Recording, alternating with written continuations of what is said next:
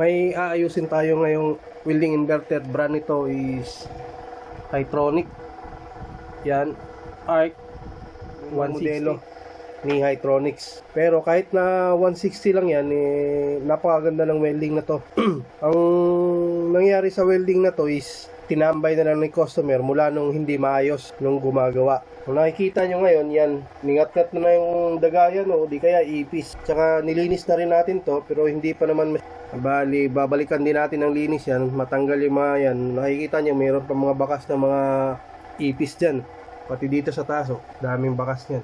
Although, tinanggal na natin yung mga dumi para lang maigi nating matroubleshoot to bakit nagkaganito yung unit at bakit hindi nagawa nung unang gumawa. Kaya pinull out na lang ni customer, nakita naman niya tayo, kaya tayo yung gagawa dito ngayon. Yan lang din ang isang problema ko rito kasi nga sa sobrang tagal na siguro ng natenga to, yan, nagkaroon na ng mga sang ipis, kaya kailangan muna nating matanggal yan isa-isa para malaman natin. Ano na lang muna dito, titingnan lang natin kung shorted ba yung output o hindi. So try natin, hindi naman shorted. So at least kahit papano buo yun. Tapos dito sa main cap, dito tayo sa terminal, kumuha kung shorted ba yung MOSFET dito. Bali MOSFET o IGBT gamit, apat-apat. So buo din, hindi rin sira.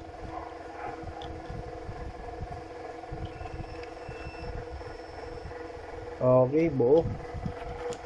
So hindi ko lang alam kung ano naging problema rito. Tapos yung eto, wala na rin. Kailangan muna nating ayusin to bago natin may saksak. Yan, nakatanggal na lahat yan. Para mas maigi muna tayong mag-repair dito, ang gagawin ko lang muna is tatanggalin to tapos lilinisin natin para naman maliwalas pag nagre-repair. Bali, natanggal natin yung ibabaw, yung power supply. So ito yung mainboard natin. Napakadumi. Magagawa pa kaya natin to? May pag-asa pa kaya to? Kaya nating ayusin to? Yan o.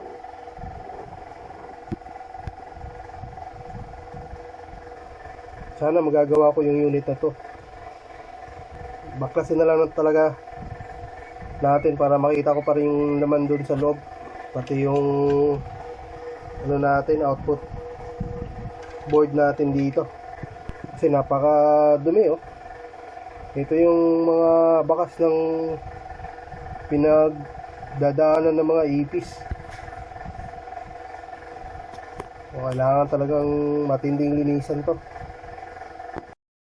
Bali, ito na yung mainboard, tinanggal na natin at saka nilinis na rin natin to. Nakita nyo naman, malinis na yan. Nawala na yung mga bakas ng mga ipis at saka daga. Ang problema pala ng unit na to ay naging no power. Tapos ito yung naging problema yan. So pumutok yung parte dyan. Yan. Kita nyo yung transistor na SMD, putok din. Tsaka yung ibang pyesa, bali nawala na din. Kaya siguro, hindi kayang repairin ng gumagawa, kaya tinigilan na lang, binalik na lang kay customer. Medyo matagal daw to sa nagre-repair, kaya pinull out na lang ni customer. Ngayon, malinis na yan. Patanggalin na lang natin yan, tapos palitan natin ng mga parts na nasira. So ganoon na lang muna gawin natin dito. Yan lang naman, tatanggalin ko muna yung eto, pati yan, wala na, sira na rin to, tinester ko na rin. Balik na lang ako pag natanggal yan. Bali, tinanggal natin yung PWM board at na-found out ko dito na bugbog na pala to. Nakikita nyo yan, yan. Dinalaw na rin yan. Pati dito. Yan ako na nagpalit niya ng capacitor. Mamaya ako na i-explain. Tapos dito rin, oh. Yan. Ang hirap nito. Sana magawa pa to. Ang capacitor na to is nagli-leak na. Nag-abnormal function na to kaya nag-replace ako ng ganyan. So, yun lang ang dahilan dito. Dito yan. Tapos nagpalit tayo ng hole type. Ginawa na lang natin yung ganyan kasi wala tayong ganito sa ngayon. Naubusan tayo. Tapos yung MOSFET controller yan. Ito nga yun. Sabog din yung mga pyesa dyan. So kailangan kong ayusin. Pero bago yan, kailangan ko munang patingnan yung signal dito kung okay ba. Bago ko isalpak ulit dun sa mainboard. Ang gagawin ko muna, magsiset up na ako ng connection para matester natin dun sa oscilloscope. Kung meron bang signal to, wala pagkatapos kong magpalit ng capacitor. Malalaman natin kung anong naging dahilan nito. Bali ngayon, subukan nating i-testing yung PWM board. Tapos nakahanda na tayo sa oscilloscope natin. Bali on natin. Ayan. Buti na lang hindi sira. Meron tayong 107 kHz ang frequency, 10 volts ang RMS, 16 volts peak to peak. Ang dahilan lang nun kaya ayaw lumabas nun is itong capacitor lang. Tapos di pa tayo sa kabila.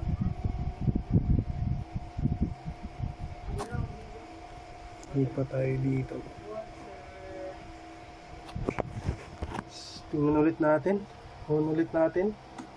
Yan. Please buo yung PWM board natin. Ang alalahanin na lang natin dito ay kung makokontrol natin yung ampere nito. Kasi nagpalit na rin sila, parang pinalitan na rin yung op amp dito. Ang hirap pa naman makahanap yan. Wala na tayong duda dyan.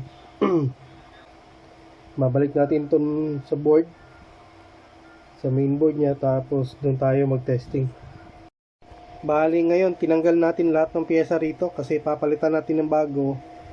Gawa nga ng yung iba sira at saka ayaw minsan pagka nag-resolder ka, ang ibang pin ayaw nang kumapit. Kaya papalitan natin lahat ng bago yan. So ito yung mga luma. Yan. Yung mga lumang pyesa. Ang gawin ko na lang dito is kakabitan ko ng bago to. Tapos yung mga nasunog na linya o naputol na linya, gawa natin ng paraan. Balik na lang ako pagka naikabit ko na yan lahat ng bagong pyesa dyan. Bali yan. Nakompleto na natin yung mga bagong pyesa. Bago yan lahat. Lahat yan bago. Ito yung mga luma. Yung pinagpalitan natin.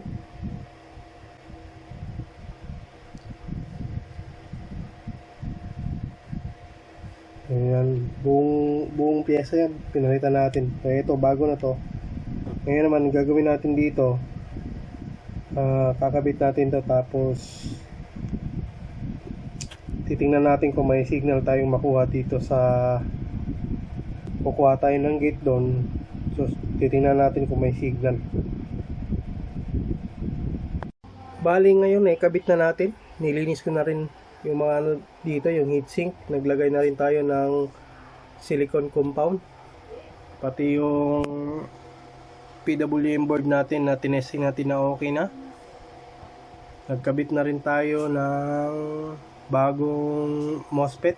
Nakakabit na rin yung ginawa nating nagpalit tayo ng buong parts dito. So ngayon, on natin yung unit. Tapos ginanito natin kasi meron kasing patong yan dito na bakal, hindi tayo maka-access dito, kaya ginanyan muna natin para hindi bumangga at saka hindi magkaroon ng shorted doon sa chassis pati doon dito sa mainboard. Ngayon titingnan lang natin yung ilaw kung iilaw ba. For the first time sa makailang taong nakatulog tong welding na to, susubukan nating banda rin. So ito na, naka-switch on na rin yung switch natin dyan, pero yung extension natin hindi pa. Ngayon, on natin. Yun, nag-on din. Ang sunga lang, ang problema natin, umilaw yung overcurrent. Yan o. Umilaw. Yan yung pinaka-problema natin. Pag umilaw yan, siguradong wala tayong signal. Pero yung tinesting natin to, yung board na to, meron. Ang kinabit natin dito, yan, umilaw na. Ito yung medyo may hirap-hirap gawin. Ang isang problema niyan, ito.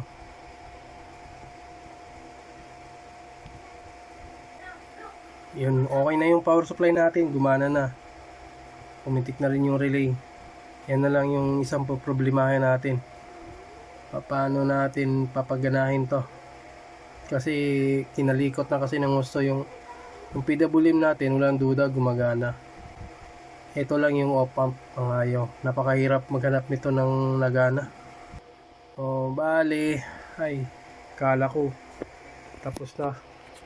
Meron pa pala. Hindi bali, hanapin natin yan. Kung anong naging problema dito. Sana yung overcurrent, ano lang, walang IGBT na nakakabit kasi tinanggal natin lahat ng MOSFET. Pero dami ko nang tinitester na ganito, hindi ganito. Kaya hanapin muna natin yung problema rito. Bali ngayon, testing natin yung mainboard na hindi nakakabit yung PWM. Tinanggal ulit natin. Yan. Titingnan natin kung iilaw ba yung overcurrent natin. O-on ko. Tingnan nyo lang yung dalawang ilaw, yung green at saka yung dilaw. Yan. So wala. So ibig sabihin, nandito sa PWM board yung problema natin. Okay, hanapin ko muna yan. Anong naging dahilan, bakit umilaw yan. Bali ngayon, try natin tong panda rin. Nahanap ko na yung problema, kaso meron pang problema. Ayaw pang tumuloy dito sa MOSFET na N channel at saka P channel natin. Ayan, nakaano na tayo. Monitor tayo ng oscilloscope kung may signal tayong makuha. Tapos naglagay tayo ng test point dyan. Yan. Nahanap ko na rin yung problema. Nandyan lang din sa PWM board. So, on natin. Yan. Meron na tayong signal. O magkabilaan, pag nilipat natin dito, parehas na silang may signal. Yan. Ngayon, ang problema, walang signal dun sa MOSFET palabas. Pero tagos na yan hanggang dito. Dito. Kung titingnan nyo, yan, meron na. Pati dun sa kabila dito, yan meron na rin. Kaso nga lang dito, wala. Yan, no? Dito sa dalawang to, at saka dito sa yan dito, walang signal na tumagos. Kaya meron pa tayong problema nga hanapin. Malaki-laki din yung ano dito. Gugugulin na oras. Bali ngayon, susubukan na natin i-power on ulit. Tsaka nakanda na yung ano natin, oscilloscope. Tapos dyan pa rin nakakabit yung oscilloscope probe natin. Kasi dyan yung pinakauling problema natin, ayaw lumabas yung signal ng PWM papuntang IGBT. So pagkatapos nyan, lipat ulit tayo dito kung tatagos na ba dito. Pero sa tingin ko tatagos na kasi nakita ko na yung problema dyan. Yan, testing natin. Yan. Yan ito. Yung signal natin malinis na malinis. 103 kHz yung frequency natin. RMS 24 volts. Peak to peak is 54. O, napakaayos. Maayos na. So, sa matagal na nakatinggat tong unit na to, ito yung muling pagkabuhay ng welding na to. Ang ginagawa kasi ng iba pagka dito sa PWM, pagka ayaw lumabas yung signal ng PWM, ang ginagawa ng ibang tech, nagtatanggal ng pyesa para piliting gumana yung PWM. pilit yung palalabasin yung PWM. Pero hindi hinahanap kung anong cause, bakit nawala yung signal ng PWM. Yan lang yung malaking pinagkaiba ko sa iba. Dati kasi ako talagang hinahanap ko kung anong sanhi ng pagkasira o pagkawala ng signal. Katulad din dyan, hinanap din natin kung ano naging problema. Hopefully nakita ko naman. Tapos yung kapasitor dyan, ang nakita nyo, merong kapasitor yan dun sa baba.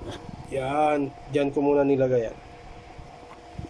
Kasi pigado, kasi naghahanap tayo ng sira at saka para maging komportable tayo sa mga gagawin nating mga test. So ngayon naman, lipat tayo dito kung tatagos na ba yung signal natin. So pause ko lang muna yung video kasi magpapalit ako ng test dyan. So bali, dito naman tayo ngayon sa mismong MOSFET na o di kaya IGBT. So sa case na to ay MOSFET yan. So tingnan ulit natin doon. Yan, meron na tayo 12 volts tapos 28 ang peak to peak. Yan. Pero may problema tayo. Hindi pantay yung signal natin.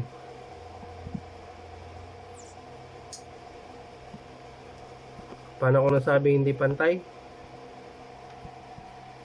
On ulit natin. Yan yung reference natin dito sa gitna. Tapos yung signal natin, yan hindi pantay. Mas mataas yung baba kaysa taas. O, hanapin ba natin yung problema nito? Sakit naman sa ulo. Ang dami mong problema.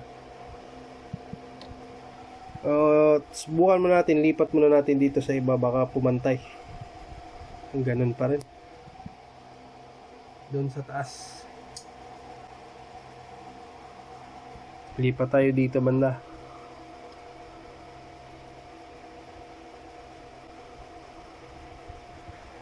Tingnan natin yung signal dito. Yun, ganun pa rin. Ayaw magpantay. Ay nako, dami mong problema, dami mong sira. Kala ko ba matino ka na. Lipat ulit natin dito. Tingnan natin yung signal. Bali yan, naikabit na ulit natin. Tapos tingnan natin dito. Yan, kung dito tingnan natin pantay. Pantay yung signal.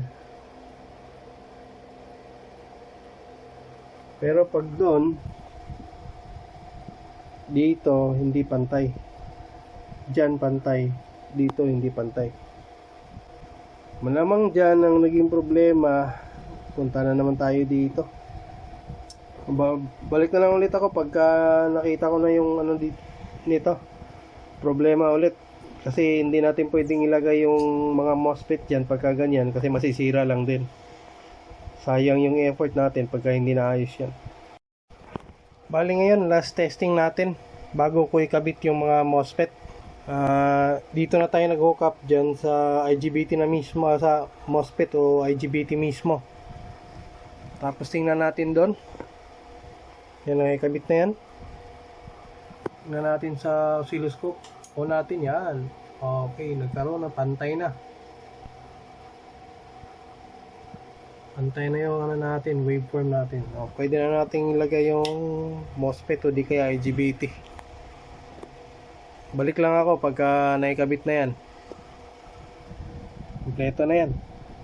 Naayos din. Nabuhay din yung welding na matagal nakatulog. Bali, naikabit na natin lahat ng MOSFET ni Hytronics 160. Yan. Tapos, ikakabit na lang natin yung power supply nito dito sa taas. Kasi dito yun nakalagay. Pagkatapos nun, susubukan nating i-power on kung talagang mabubuhay. Pero buhay na to eh. Yan na lang ang kulang. Ang muling pagkabuhay ng matagal na tulog na welding machine. So antabayanan yun lang, kakabit ko na lang ngayon yung ano dito, yung power supply natin.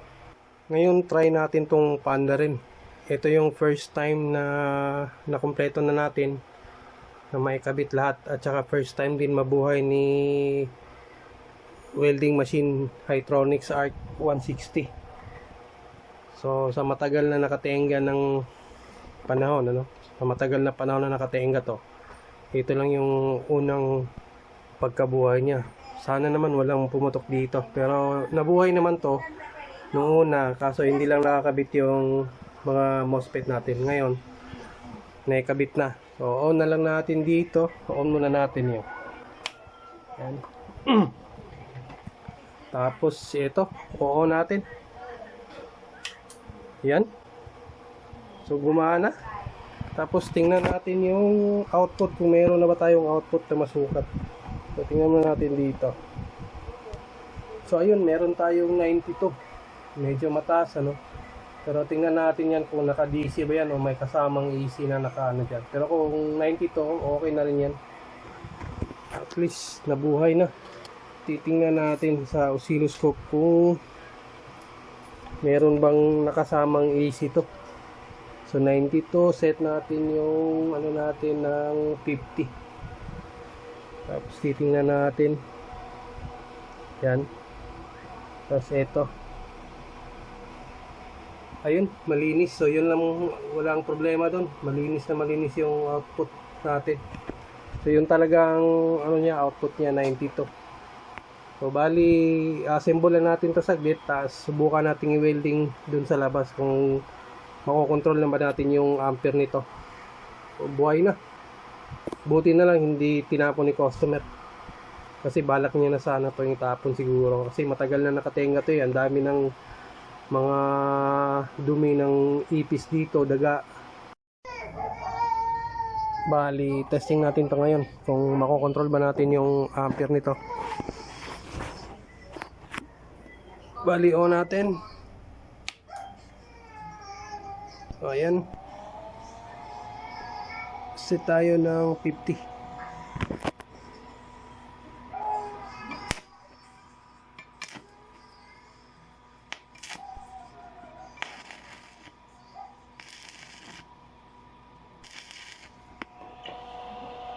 Sagad natin ng 160.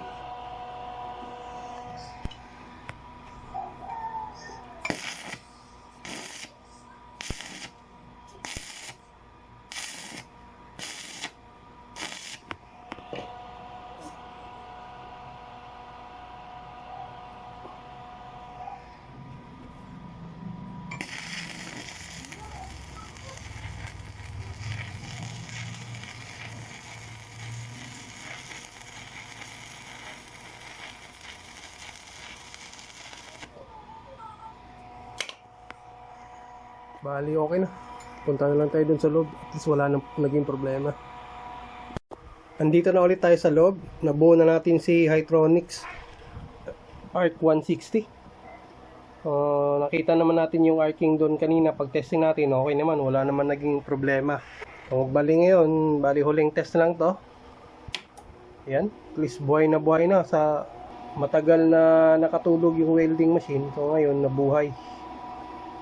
At least kahit papano magagamit na ni customer yung unit. Buti na lang siguro hindi niya na itapon to sa gawa ng ang napakadumi ng loob nito. So nilinis natin na mabuti yan. So hanggang dito na lang siguro. Kita-kita ulit tayo sa susunod na video. So hanggang sa muli, maraming salamat ulit sa panonood.